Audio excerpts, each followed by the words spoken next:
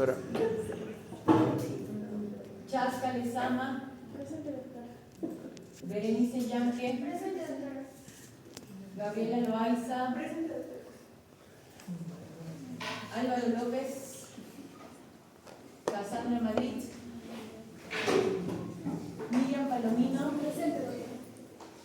Melanie Paucar. Daniela Puma.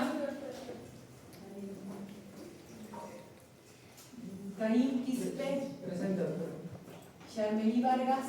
Presente. Machel Vergara. Presente, doctora. Noelia Villafuerte. Presente, doctora. Nadie llegó tarde ahorita, ¿no? ¿Tu apellido? No te llamó. Ah, sí, sí llama. ¿Alguien más, chicos? ¿Alguien más que llegó recién? Nos hemos quedado en terminar semiología y hacemos rapidito óptica y reflexión. Están leyendo las clases que les he pasado de semiología, chicos, porque están muy mal en práctica, ¿eh? Muchos, no sé qué les pasa. ¿No le entienden? ¿No pueden todavía, algunos me puede decir si no entienden los signos?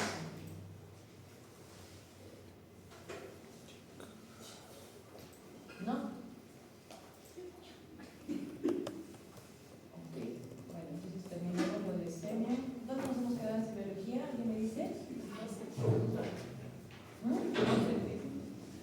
La última parte hicimos campo visual. ¿Estudios complementarios? Ajá, campo visual. Y nos quedamos en la parte de confrontación. Técnicas auxiliares de diagnóstico cardiológico. Entonces, ¿eso hemos visto, no? Sí, estamos, pero nos quedamos en la parte de hacer el examen, en la parte de confrontación. ¿En tomografía o en qué? Sí. ¿Ya han visto Ángel, ya han visto ecografía y todo eso? No sé si. ¿Y por qué estamos en no sé qué? No sé.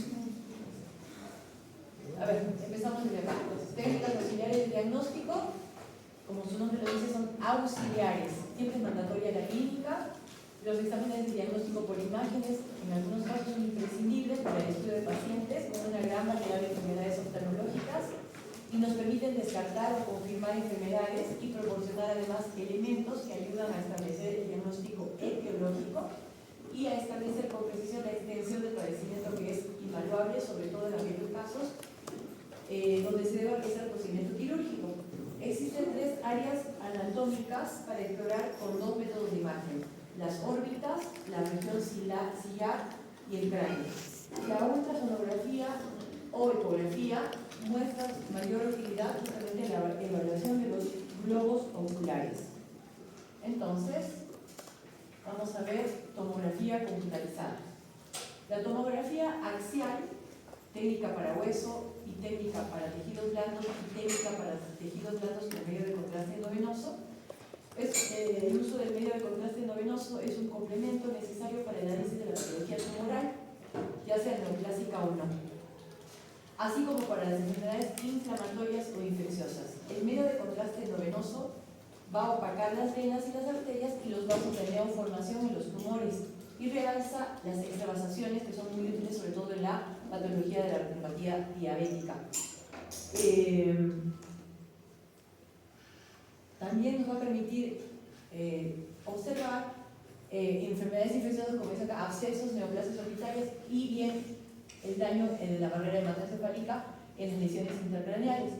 Los protocolos que se usan habitualmente incluyen cortes axiales, que son los que se realizan perpendiculares al eje mayor del cuerpo, y son imprescindibles también realizar los cortes coronales. Por eso cuando se pide o se solicita una tomografía computarizada, no se pide TAC, porque TAC es tomografía axial computarizada. Se pide tomografía computarizada, cortes axiales y coronales en caso lo requieran, ya que pueden evaluarse las estructuras orientadas en el eje anteroposterior, en los cortes coronales, como los músculos extraoculares, el nervio óptico con su vaina y el piso o techo de la órbita.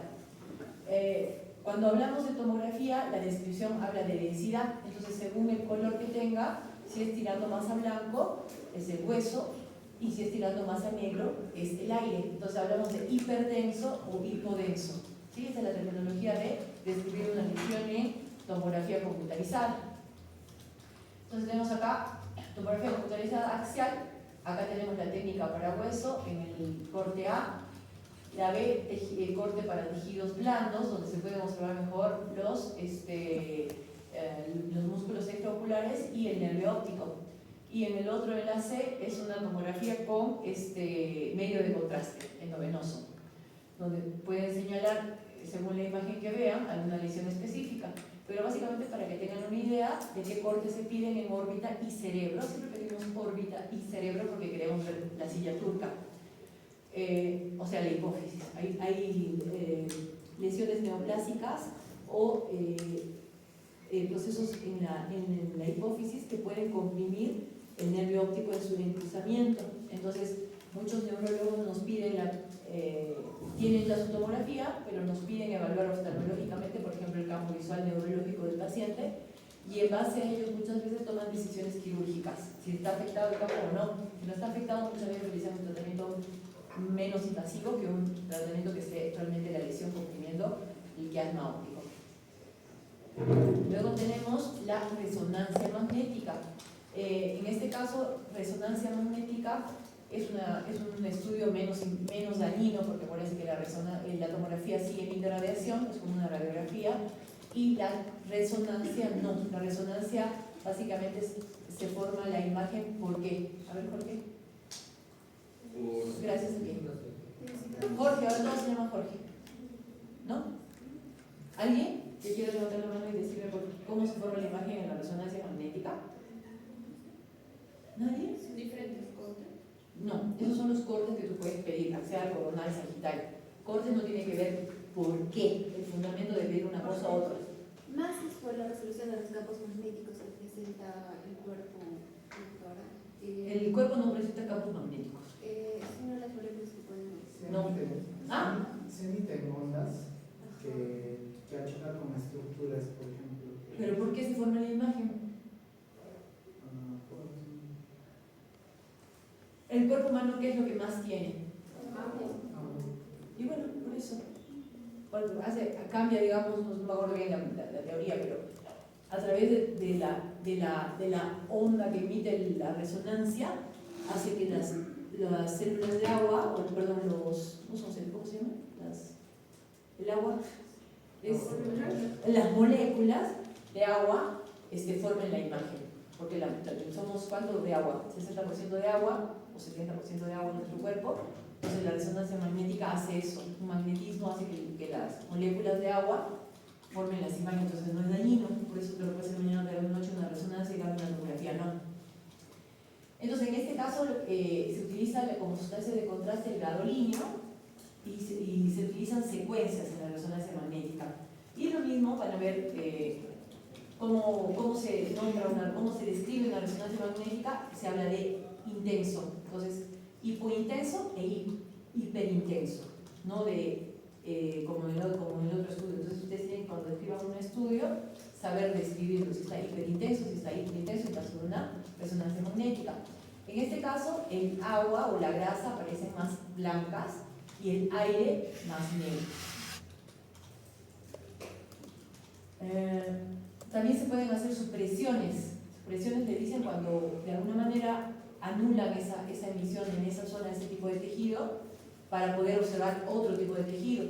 Por ejemplo, en esta resonancia magnética en T1 con supresión grasa con sustancia de contraste, se puede observar en la órbita derecha un meningioma de la vaina del nervio óptico. Luego tenemos también en estos cortes con supresión grasa en el T1 y en el dígito A y en el dígito B, T1, ¿no? Donde se ve acá, con supresión grasa, ¿qué cosa se resalta más, ¿no? Entonces tenemos, por ejemplo, el globo ocular acá sale, ¿de qué color? Pero como se dice, hipointenso, y en este, hiperintenso. Sin embargo, es el vitrio o es el globo ocular, debería salir siempre igual, pero están utilizando los diferentes tipos de resonancia para poder resaltar las lesiones. Si quieres resaltar el músculo ocular, si quieres resaltar el globo ocular, o como en este caso, ¿no? Con supresión grasa para ver específicamente el nervio óptico. Entonces, hablamos de intensidad en resonancia magnética. Luego tenemos qué puntos a recordar. El primer paso en la indicación de un estudio de imagen es determinar el sitio de la lesión y el medio idóneo. Debe solicitarse tomografía computarizada de órbita en casos de traumatismos orbitarios. Entonces la tomografía computarizada sí nos ayuda en lo que es hueso, más que nada. Próctosis axiales por orbitopatía tiroidea, alguna masa retroocular que queramos detectar, enfermedades inflamatorias orbitarias de origen infeccioso o autoinmune, y también cuando vemos leucocoria en pacientes pediátricos. Ya se acuerdan que la leucocoria es cuando vemos la pupila blanca. ¿Por qué? Porque podemos detectar uno de los tumores más dañinos que pueden causar una muerte en los pacientes, como el de los niños pediátricos, que es el retinoblastoma, y que es cálcico. Entonces hace la misma imagen que un hueso. También se debe solicitar tomografía o resonancia de silla turca en casos de síndrome quiasmático o bigalactorrea o acrolegalios en pacientes que tienen crecimiento exagerado. Puede haber una hiperfunción una función de más de las hormonas de crecimiento, que es a ese nivel. La resonancia magnética de órbita es el estudio de elección cuando se sospecha una lesión del complejo vaina nervio óptico. Resonancia magnética, yo no le voy a pedir una tomografía computarizada si estoy sospechando que tiene una lesión a nivel de nervio óptico. Entonces, por eso es conocer qué es lo que se ve, con qué se ve y si debo o no pedir con medio de contraste. La resonancia magnética de silla turca es el estudio también de elección cuando se sospecha un síndrome de la hendidura esfenoidal, y debe solicitarse tomografía de cráneo en casos de lesión de la vía visual retroquiasmática, por ejemplo, hipertensión endocraniana. También cuando vemos, por ejemplo, retinoblatomas unilaterales. Otra indicación de tomografía computarizada del cráneo es el estudio de síndromes neurocutáneos como la neurofibromatosis. La neurofibromatosis a nivel oftalmológico, en la lámpara de hendidura nos va a dar ciertas alertas. Neurofibromatosis. Esa enfermedad se puede tener todos los ítems, digamos, de decir que está sospechándose esta enfermedad, y uno de los más comunes son las manchas café con leche. Entonces, si uno ve en el ojo, donde estamos, a ver, neurofibromatosis, entonces podemos ver ya exageradamente este tipo de lesiones, que no hace falta que las tengamos, pero sí podemos ver en el ojo, acá, todo lo que aparece. Acá en el ojo aparecen los nódulos de Lynch. Los nódulos de Lynch, entonces vemos como grupitos en el iris y le preguntamos a la mamá, ¿su hijo tiene manchas café con leche? Hay muchos que dicen que sí. Entonces vas poniendo check, entonces tiene manchas café con leche, tiene los nódulos de Lynch. Entonces nuestra obligación como oftalmólogos es referirlo al neuropediatra para que pueda determinar si tiene sobre todo tumores en el sistema nervioso periférico, como los neurofibromas plexiformes, que son esas bolitas que ustedes ven ahí. Tumores, y se relaciona también con el tumor maligno de la vaina, en la vaina del nervio óptico. También hay a nivel neurológico, digamos, los gliomas. Entonces, todo esto no para asustar al paciente, pero sí para tenerlo en cuenta. Neurofibromatosis 1. Entonces, también es una indicación de esto en la tomografía computarizada de cráneo. La resonancia magnética de cráneo es el estudio de elección en caso de enfermedades desvinculizantes, por ejemplo, también, que se lo puede pedir con sustancia de contraste. Luego tenemos otro estudio complementario muy utilizado en oftalmología, que es la ecografía o ultrasonografía. Tampoco causa daño, es sonido que hace que se formen las imágenes. Entonces proyectamos con el cabezal de un ecógrafo ondas ultrasónicas sobre el globo ocular y o la órbita que tras atravesar los tejidos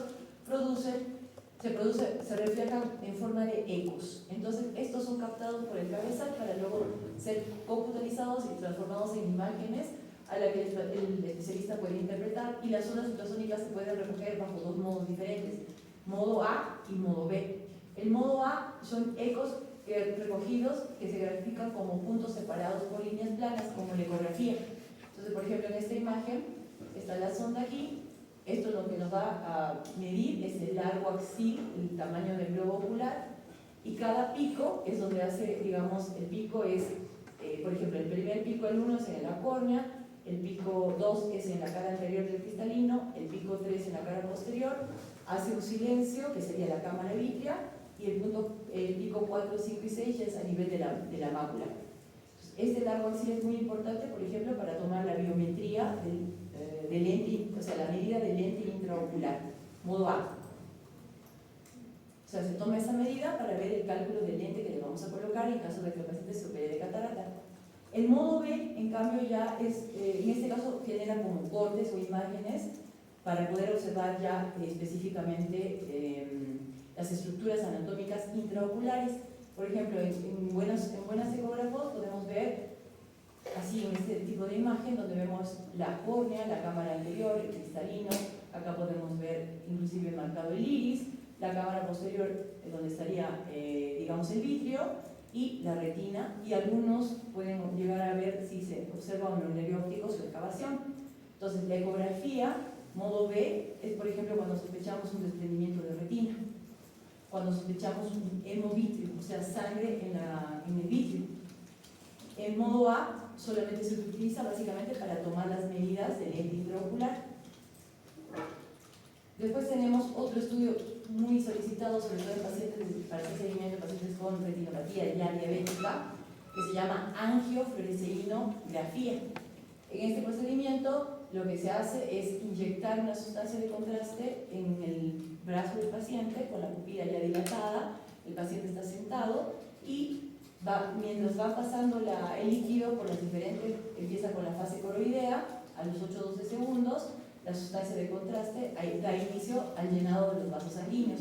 Luego sigue la fase arterial, donde se pueden demarcar las arterias, y el llenado coroideo. Luego ya viene la fase ya tardía, donde se muestra ya la eliminación de la sustancia de contraste, y cómo se observa igualito que habíamos dicho que la zona de la fobia es avascular, donde se observa la imagen oscura. Obviamente que si notamos cualquier cosa fuera de esto, ya estamos pensando en que no está normal, una extravasación de líquidos y todo esto a nivel de la fobia nos haría sospechar un edema macular, por ejemplo. Entonces, deben ser impermeables y por lo tanto impedir la fuga del colorante en las arterias y las venas. Entonces, básicamente nos va a permitir estudiar la morfología e integridad vascular, cómo pasa el líquido a través de los diferentes tipos de vasos y también cómo se hace la limpieza de ese líquido, ¿no? O sea, todo tiene un tiempo y se va tomando las fotos y se va estudiando cada fase coroidea, arterial y tardía o de eliminación. Luego, otro estudio que ahora se utiliza muchísimo y casi se está dejando de usar la angiofluoresceinografía, la ecografía y muchas cosas, es gracias a este nuevo estudio que se llama tomografía de coherencia óptica, con sus siglas OCT. Tenemos OCT de segmento posterior, OCT de segmento anterior. Entonces es una prueba, lo bueno es que es no invasiva, y casi siempre lo que preferimos en estudios complementarios es que sean estudios no invasivos. Entonces nos permite ver cada vez más en vivo y en cómo son las estructuras oculares, y esta técnica está basada en un principio básico de óptica, conocido como la interferometría de baja coherencia, que usa la reflexión de la luz infrarroja para obtener imágenes tomográficas de alta resolución. Es similar al del ecógrafo, con la diferencia de que en aquel se utiliza luz en lugar de ondas acústicas. ¿Bien? Se puede usar, como les dije, en estos tipos se puede observar, depende de la resolución del equipo, pero si se fijan en esta foto, por ejemplo, se ve clarísimo todas las estructuras, inclusive podemos conocer la paquimetría central corneal. Acuérdense que la paquimetría es el estudio que nos permite ver el grosor de la córnea. Entonces podemos medir el grosor de la córnea, podemos ver el epitelio, el estroma, el endotelio, podemos ver la cámara anterior, podemos medir también el ángulo de la cámara anterior para saber si es un ángulo abierto o un ángulo cerrado. En caso de que sospechemos que ese paciente pueda tener un ángulo cerrado, medimos ese ángulo y vemos cuán concluible puede ser, o sea, cuánto riesgo tiene ese paciente de presentar un glaucoma agudo. Pero, les comento, estos estudios se los están usando demasiado, y en este caso solamente nos permite medir el ángulo, más no ver las estructuras del ángulo. Para ver las estructuras del ángulo, se debe solicitar una gonioscopía. Eso lo vamos a ver en glaucoma, pero se los voy adelantando para que tengan una idea qué estudios se piden, por qué se piden y qué utilidad tienen. Porque muchos pacientes son operados por riesgo de glaucomas cerrados, y sin embargo no tienen el ángulo cerrado. Entonces se hace este estudio que se utiliza esta lupa de 3 espejos o de 4, depende de lo que se utilice, y nos va a permitir ver, apoyándola en el ojito del paciente, con uno de los espejitos, se observa si estaría la pupila dilatada con uno de los espejitos, yo estaría observando la retina periférica, no el fondo del ojo, la retina periférica. Pero con otro de los espejos yo puedo ver el ángulo. Entonces, hay una clasificación con este estudio que se llama clasificación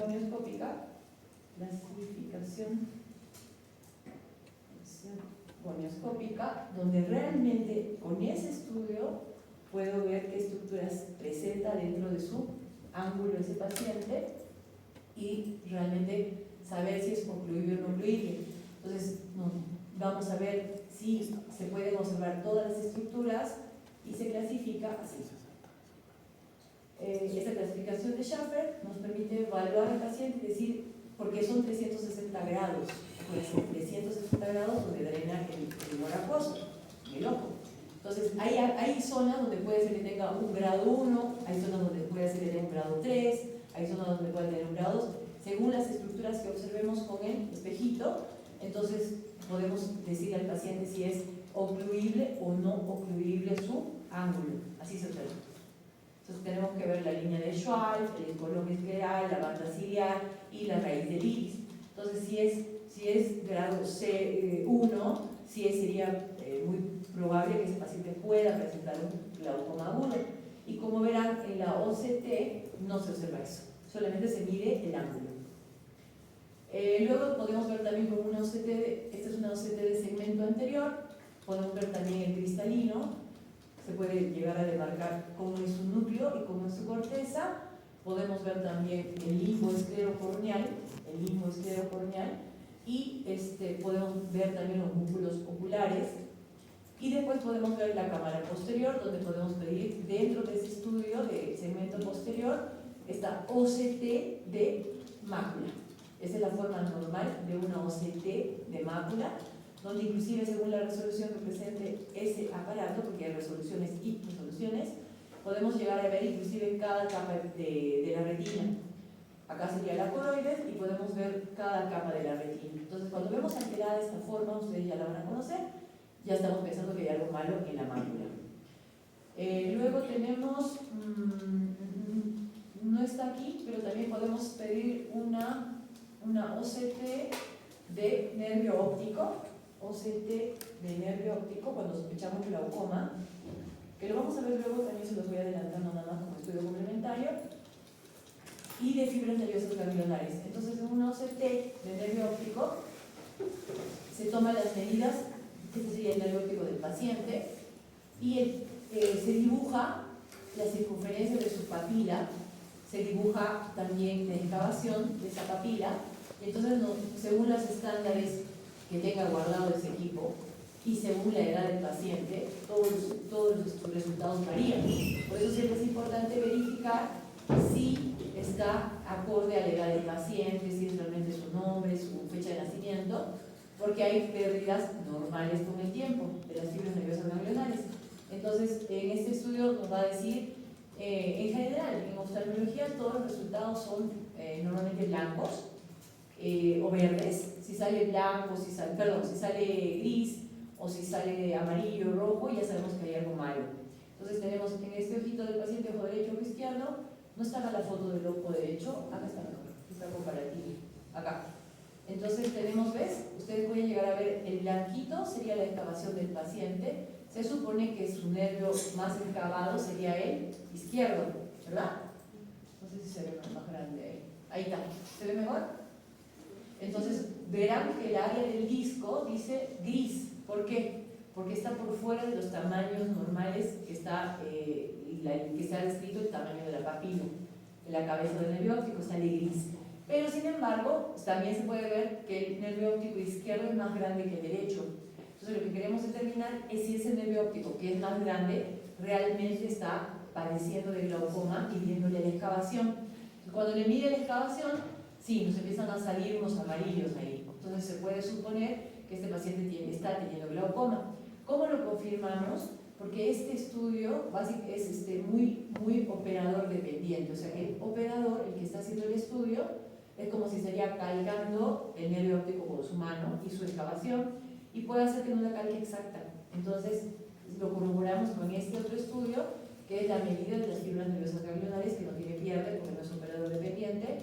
Y si el paciente está perdiendo fibras nerviosas ganglionares, aparece rojo, ¿sí? Entonces, este paciente sí tiene glaucoma en el ojo izquierdo. Por más de que tenga un nervio óptico más grande, con una inflamación más grande, sí hay pérdida de fibras nerviosas ganglionares. ¿Se va entendiendo? Bien, entonces, esos son otros estudios que nos sirven como apoyo diagnóstico. ¿Alguna pregunta de técnicas de auxiliares de diagnóstico? ¿Sí? ¿Están ubicados? Ya, ahora vamos a ver entonces, ya hemos terminado con eso, ¿no? ¿No hemos hecho exploración? Ah, no hemos hecho agudeza visual. No. Ya, agudeza visual.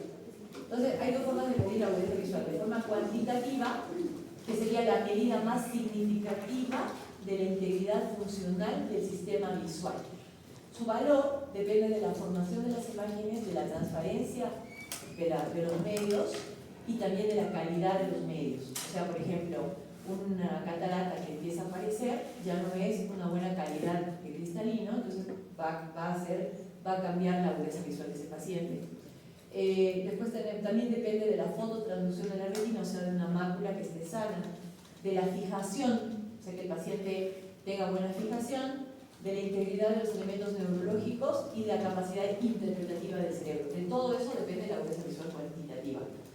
Entonces, la función visual, para que sepan, la función visual se adquiere con el tiempo. La agudeza visual es mínima al nacimiento. Los pacientes, los bebitos ven manchas, no ven nada, ven como sombras.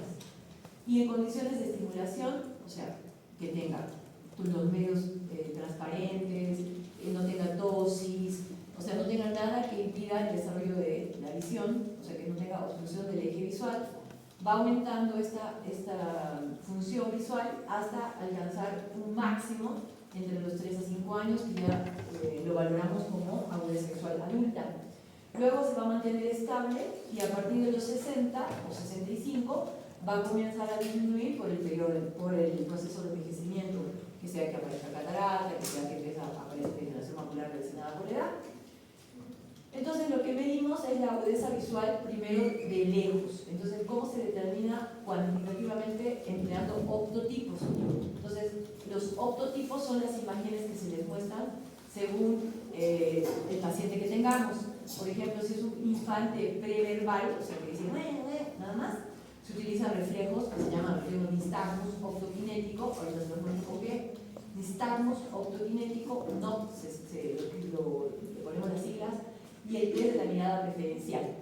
Entonces, como no va a decir nada, solamente vamos a ver si el paciente le llama la atención estos tipos de test, que se llama el test de la mirada preferencial y el test del nistagmus optokinético. Después, en los preescolares se utilizan ya optotipos, no necesariamente pueden ser letras o números, sino estos que son las letras E de Snellen o la de Allen y el de Lea, que son estas, las casita, manzanita, redondito y cuadradito.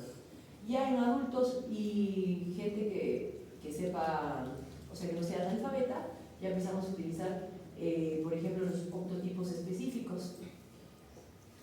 Entonces, acá tenemos, por ejemplo, la agudeza visual en los bebés.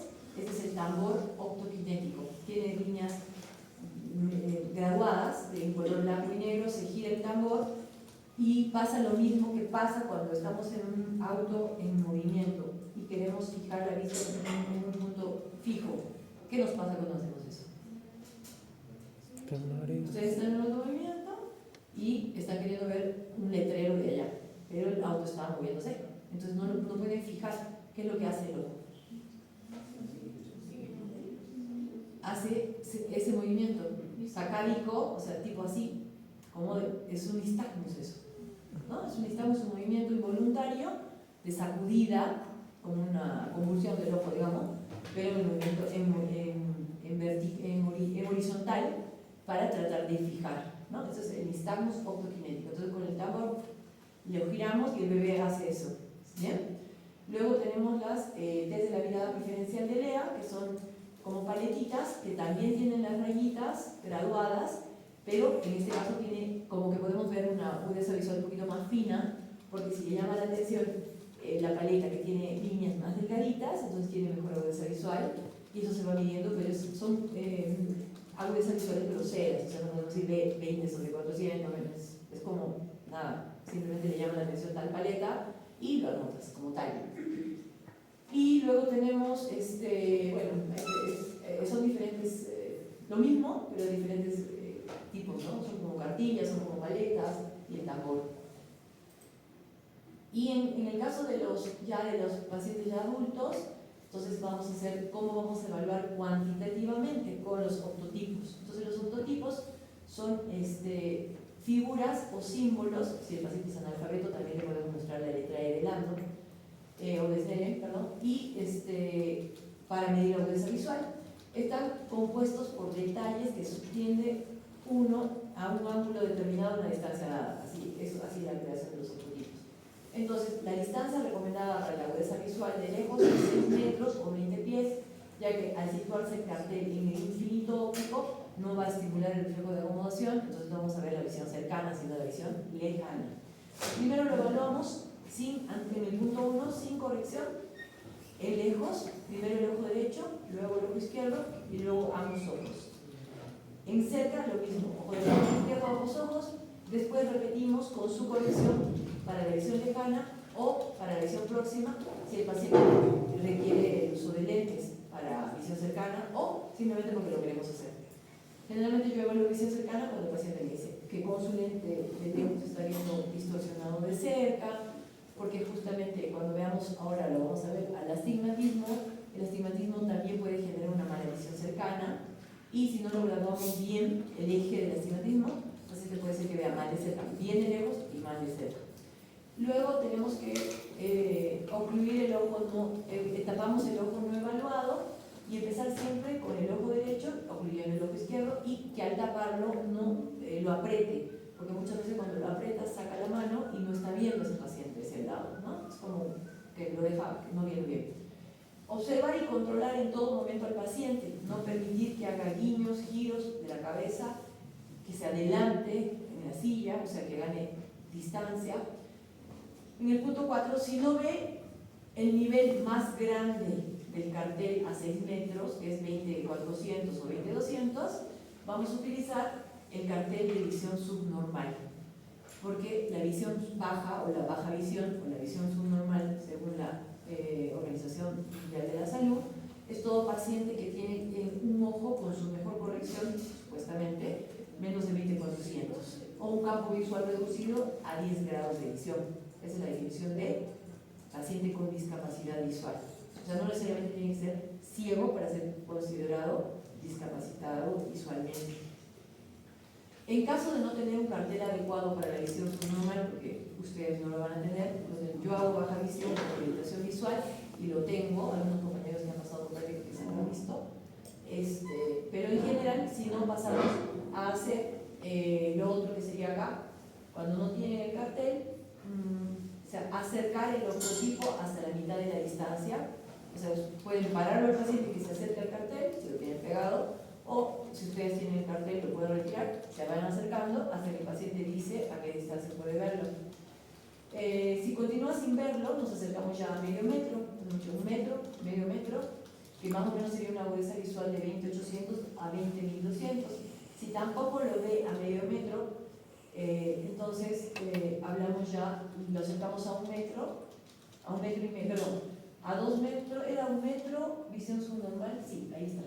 20-400, 20-800, luego pasamos 20-800, 20-1200, pero si no, en realidad ustedes lo que van a hacer, porque no van a hacer todo esto, es agarrar. Empezamos con agudeza visual de lejos a 3 metros, la anotación, digamos que utilizamos es la distancia sobre fracción, el tamaño del octotipo que ve, ya saben, 20 sobre 400, 20 sobre 150, 20 sobre 200, o sea, van anotando así, ojo por ojo, y en caso de que no lo vea, vamos a utilizar ya esta forma de agudeza visual, que sería,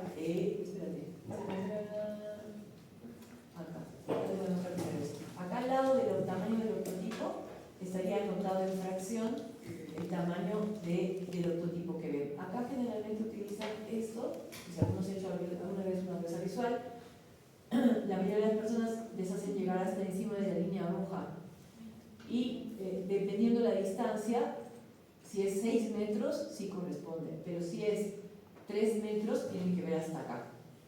¿ya? O sea, todo el cartel. Y este es lo mismo, pero con la letra E para analfabetos y niños, que también te lo tienes que indicar de la misma manera. El tamaño del lototipo, la distancia sobre el tamaño del lototipo. Entonces, registramos el valor de la agudeza visual y se considera que la agudeza visual correspondiente es aquella fila de símbolos de menor tamaño en la cual el paciente puede discriminar correctamente más del 50% de los símbolos. Si ve menos del 50% de cada fila, entonces la agudeza visual se anotará la fila anterior más el número de letras que vio de la última fila. A ver si me entienden. Acá hay un ejemplo. Lee toda la fila de 2050 y dos letras del 2040. Entonces tenemos que anotar 2050 más 2. Lee toda la fila del 2050 y 4 letras del 2040. Entonces el 2040, porque ya está viendo casi toda, le falta una. Entonces solamente se anota 2040 menos 1. Entonces, correctamente más del 50% de los símbolos de esa fila. ¿Bien? Luego, en casos en donde la agudeza visual sea menor a 20-30, considerar tomar la agudeza visual empleando el agujero estenopeico. Ahorita vamos a ver. El agujero estenopeico nos permite predecir si el problema de la agudeza visual de ese paciente se va a corregir con anteojos. Si no lo corregimos con anteojos, es que algo diferente está ocurriendo en ese ojo, ¿no? Si mejora su agudeza visual con el estenopeico, entonces es un problema refractivo. Acá tienen cómo se lo anota. Luego tenemos esto que es para, como les dije, el cartel que se utiliza para los niños, según Lea y según Allen. Acá tenemos lo que sería el agujero estenopeico. Entonces, los agujeros estenopeicos son muy útiles, vienen así. Yo utilizo este, donde tenemos un oclusor que tapa un ojo y primero sin el agujero podemos tomar la agudeza visual y luego con el estenopeico ver hasta donde llega a ver el paciente. El agujero estenopeico o pinhole es un elemento circular opaco con uno o varios orificios de diámetro entre 1.25 a 2 milímetros. 1.25, o sea, el huequito, mide 1.25 milímetros, puede corregir hasta 3 dioptrías esféricas o 1.5 dioptrías cilíndricas. Y el agujero de 2 milímetros corrige hasta 2 dioptrías. Obviamente, si tenemos pacientes con muchísimas más dioptrías de su problema de refracción, no va a llegar a ver bien, pero el solo hecho de que con el agujero mejore unas cuantas líneas de agudeza visual nos va a decir que ese paciente quizás sea refractivo su problema y no sea un problema ya de una enfermedad a nivel de la retina. Entonces, al permitir, ¿cómo hace el efecto este agujero? Disminuye la entrada de luz, permitiendo solo el ingreso de los rayos más centrales y evitando el ingreso de los marginales. Al restringir la entrada solo a los rayos centrales, la mancha de desenfoque disminuye, la aberración esférica, que es la miopía o la hipermetropía, y disminuye también y la profundidad del foco aumenta. En consecuencia, en los casos donde esté presente un desenfoque retiniano, se logra que el objeto se vea más nítido a través del agujero estenopeico y el valor de la agudeza visual mejore. Entonces, cuando queremos observar también al paciente, por eso te decía que cuando está haciendo la agudeza visual, observes al paciente y no el cartel, es por todos esos detalles. Muchos pacientes, ustedes pónganse que sean médicos laborales y ustedes tienen que evaluar oftalmológicamente al paciente. Entonces, hay pacientes que ya saben que no ven con un ojo, por ejemplo, saben que tienen un problema de nacimiento, ambliopía, por ejemplo, pero saben que son conductores y que si no pasan el examen médico laboral no van a tener trabajo. Entonces, mientras tú estás así, mirando el cartel así, el paciente ha hecho esto y te ha dictado todas las letras. Se ha sacado el oclusor, lo ha movido. Entonces, por eso es importante mirar al paciente qué es lo que está haciendo. Y les dije desde el primer día de clase que ustedes, aunque sean médicos generales, siempre van a tener que ver la parte oftalmológica, porque en todas las consultas de especialidades de médicos generales siempre entra la parte oftalmológica. Y si ustedes anotan en un paciente, siendo médicos laborales, que el paciente ve 20/20 y por A o B pasa el año siguiente en otra clínica donde le dicen no ve, el paciente puede decir que por el trabajo que tiene le pasó algo, tipo, no sé, lo miraron mal y dejó de ver con ese ojo. ¿Qué pasaría si a ustedes les pasa eso, ¿no? Que llega un paciente, ustedes le dicen, ¿saben qué? Estamos haciendo junta médica porque a este paciente tenemos que indemnizarlo con 3 millones de soles porque nos está denunciando, porque dice que desde que trabaja de conductor con nosotros le bajó la visión de ese ojo. Y ustedes van a ser llamados, le van a decir, usted anotó en su anterior evaluación oftalmológica que el paciente veía 20/20. Y resulta que le descubren, no sé, una ambliopía. ¿Quién cree que va a perder? ¿El paciente, la empresa o el médico que lo evaluó? ¿Ah? Por eso les digo que es una responsabilidad. Todo lo que hacen es una responsabilidad. Entonces, no lo tomen a juego, aprendan a hacer como hacemos en consulta, la agudeza visual, miren bien cómo está haciendo el paciente. Muchos pacientes guiñan el ojo porque ya saben que no ven, hacen el efecto estenopeico con el ojo mismo. Y también, si ustedes lo hacen, pueden hacer, por ejemplo, cuando llevan a un museo, siempre te hacen hacer un efecto de pinhole, ¿no? Así. Y si te hacen ver un cuadro, te hacen hacer el pinhole en determinados puntos, porque es como que amplía la profundidad de foco igual y puedes observar más los detalles. Entonces, siempre hay que estar observando al paciente, chicos, y anotar muy bien qué es lo que realmente ven. Luego tenemos las técnicas también de valoración de la agudeza visual cercana, cuantitativamente. La distancia recomendable para la visión cercana es de 40 centímetros, aunque hay cartillas que están hechas para de 20 centímetros. Otra referencia que pueden tener en algunos casos para la visión próxima es la distancia codo-mano. Entonces, que el paciente ponga el cartel la distancia codo-mano. Empleada cuando se examina la utilidad de una adición, porque las medidas de cerca son adiciones. Entonces, se va a utilizar también cartillas de lectura, puede ser el Rosenbaum o la de escala de Sneddon reducida, que sería la misma que la de lejos, solo que está reducida de tamaño. Y también al lado pueden ver 20, 20, 25, 30, 40, 50, 70, 150, 200 y 400. Así también la notan de cerca. Y el caso de la cartilla de lectura ya de letra corrida, porque mucha gente ve números pero no ve letras corridas. No porque lo sepan leer, sino porque tiene un problema en la mácula que les permite ver aislado y no corrido. Lo mismo se va a anotar según la escala de Snellen-Jagger. Según la escala que utilicen, pueden utilizar la misma, que es 20-20, y no se les complica. Nosotros a veces utilizamos Jagger 1, Jagger 2. Hoy hay otros países que se manejan más con este tipo de nomenclaturas. Y acá te dice más o menos a qué hace referencia en el tamaño, ¿no? Si es un Jagger 1, la letra de Biblia pequeña; si es un Jagger 4, la guía telefónica ya no existe. Periódico Jagger 8 y libro de niños un Jagger 13. Pero ustedes, porque aprendan a notar igual que de lejos 20 sobre la fracción, está bien. Luego tenemos cómo evaluamos la mácula. Es que me falta uno.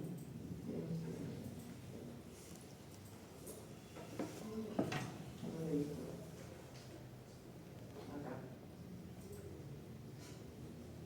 No.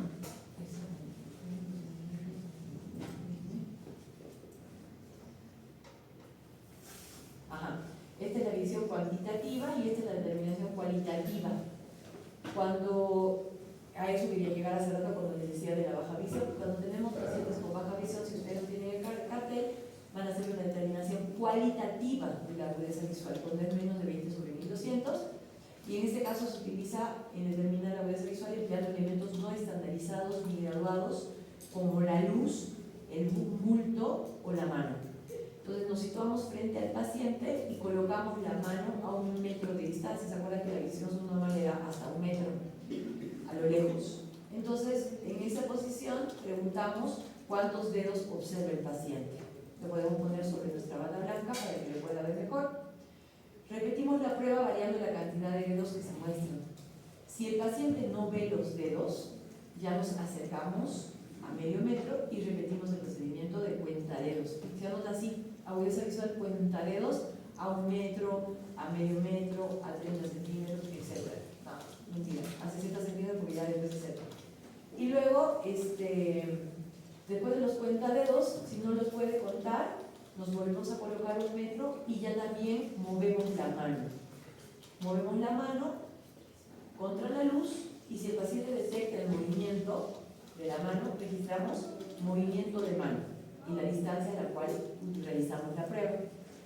Entonces, cuentadedos, 1 metro, medio metro. No lo ve, vamos de nuevo a 1 metro y movemos la mano a 1 metro, medio metro.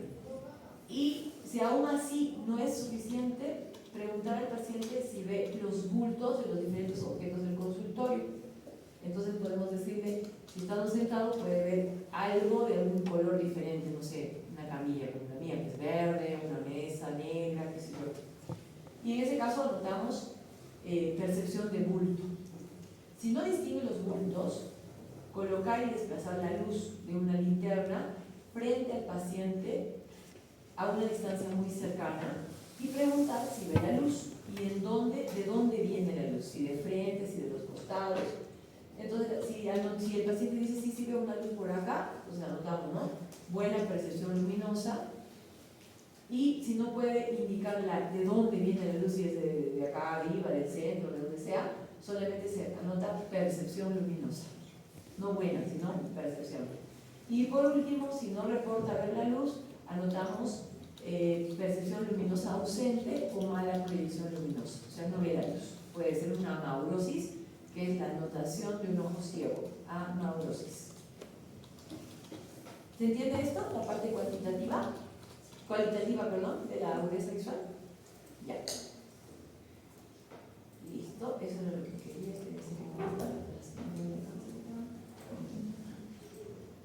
Entonces, agudeza visual. Ya, entonces tenemos determinación de agudeza visual de lejos, determinación cualitativa de la agudeza visual, determinación cuantitativa, que es la más clásica. Ahora vamos a ver cómo se evalúa la mácula. Entonces, la mácula, la zona de mayor, ustedes lo han visto en la maqueta, les explico que era la zona de mayor agudeza visual, la zona de mayor detalle de la visión, de la visión de los colores, etc. Entonces, utilizamos este test que se llama test de grilla o rejilla de Amsler. Entonces, es una forma rápida y fácil de evaluar la visión central, la visión de la mácula. La técnica, antes de realizar el test de la rejilla, si puede ser unos 35 centímetros de la rejilla. En caso de que utilice lentes correctores de cerca, se debe colocar esos lentes. Se realiza la prueba monoocularmente, primero un ojo y luego el otro, y mire fijamente el punto central de la rejilla, que no debe desaparecer, y observe al mirar el punto cómo ve las líneas. Si las ve torcidas, onduladas, borrosas o difuminadas en algún punto, podrías tener algún problema en la mácula.